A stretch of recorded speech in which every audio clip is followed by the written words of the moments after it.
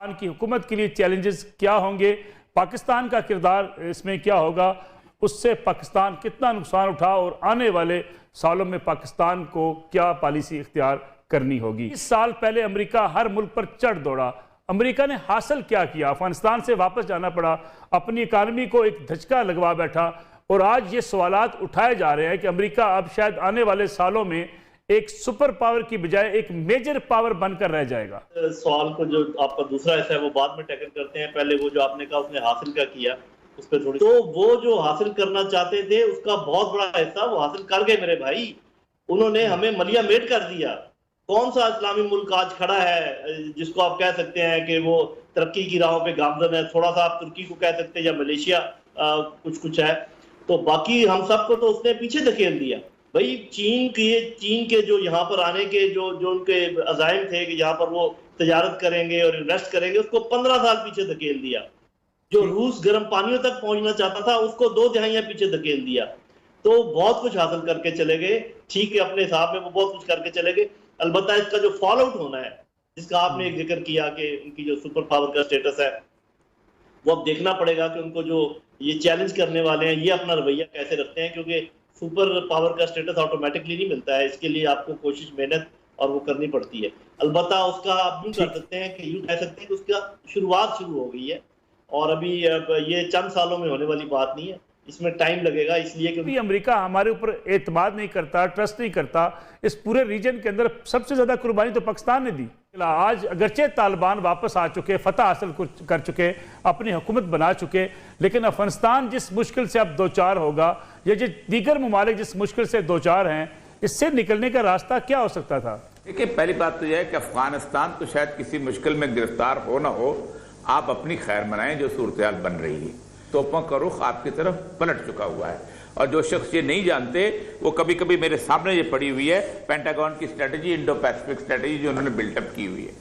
آپ کے ارد گرد ایک بہت بڑا 4 ملکوں کا کویٹ جو ہے وہ بن چکا ہوا ہے، اور اس کے اندر سب سے مین بیٹل گراؤنڈ جو ہے وہ آپ کا ملک بننے والا ہے۔ اور آپ ہر سال امریکہ سے کولیشن سپورٹ فنڈ کی بھیک مانگتے تھے۔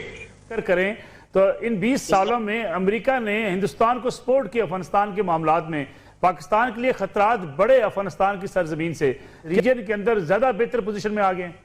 جی دیکھیں، افغانستان ہم اس لحاظ سے تو بہت بہتر پوزیشن میں آگئے کہ پہلے ہمیں 2 اطراف سے گھیرا ہوا تھا، بلکہ تیسرا بھی آپ سمجھ لیں جو کہ انڈین اوشن ہے،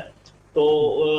اور اتنے اچھے تعلقات ہمارے ایران کے ساتھ بھی نہیں ہیں۔ لیکن ہندوستان کی طرف سے ہو سکتا ہے ہمارے اوپر چڑھائی زیادہ ہو جائے، سمندر کی طرف سے بھی اور ہندوستانی سرحد کی طرف سے بھی، اور جس خطرے کا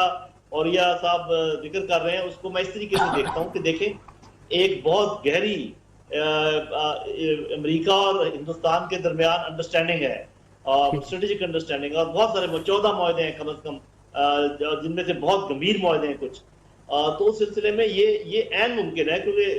بہت یہ کہا جا رہا ہے امریکہ میں کہ پاکستان کی وجہ سے سب کچھ ہوا ہے۔ تو یہ کیوں کہہ رہے ہیں کہ جی ہم سینکشنز لگا دیں گے اور یہ پاکستان قصوروار ہے اور کبھی کوئی آ رہا ہے اور کبھی دوسرا آ رہا ہے، یہ آپ کو ڈرا رہے ہیں، دھمکا رہے ہیں، اور میرا خیال ہے اگر یہ کچھ کرنا چاہیں تو اس طریقے سے کریں گے، ہندوستان کو چھوڑیں گے ہمارے اوپر، جیسے TTP چھوڑی تھی ادھر سے، ابھی ہندوستان کو چھوڑیں گے ہمارے اوپر، اور ہندوستان بہت بڑا ملک ہے، اس کو اگر انٹیلیجنس مل جائے امریکہ کی تو ہمارے لیے کافی مسائل پیدا کر سکتا ہے۔ لیکن وہ پاکستان کے موقف کو، ڈیوینڈ لائن کو تسلیم کر لیں گے؟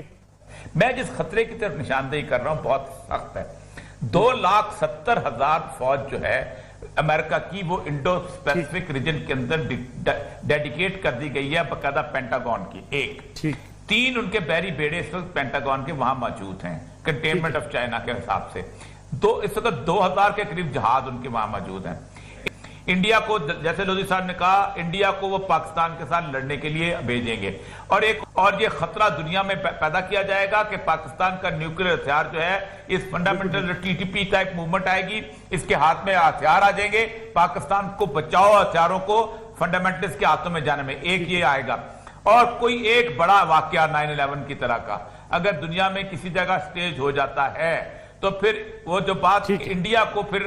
کیونکہ انڈیا میں انڈین عوام جو ہے ان کو انہوں نے تیار کر رکھا ہے لڑنے کے لیے، پاکستانی عوام بھی تیار ہے، لیکن انڈیا کو بھی انہوں نے مودی تیار، وہ ایک لڑائی جو ہے وہ کسی نہ کسی وقت جو ہے اس نے کہا امریکہ اتنی دور سے آ کے چین کے ساتھ نہیں لڑ سکتا، لیکن ایک ہی راستہ ہے کہ انڈیا اور پاکستان کی لڑائی شروع کر دی جائے تو سی پیک ختم ہو جاتا ہے، چائنا کی گردن جو ہے وہ مڑوڑی جائے گی، اور ایک ہی راستہ ہے۔ اس لیے خطرات بہت ہیں، بہت کوشش قدم رکھنا، بجائے اس کے کہ ہم افغانستان کو کہیں کہ ہم یہ کرو وہ کرو، ہمیں خود چاہیے کہ ہم کیا کرنا چاہیے۔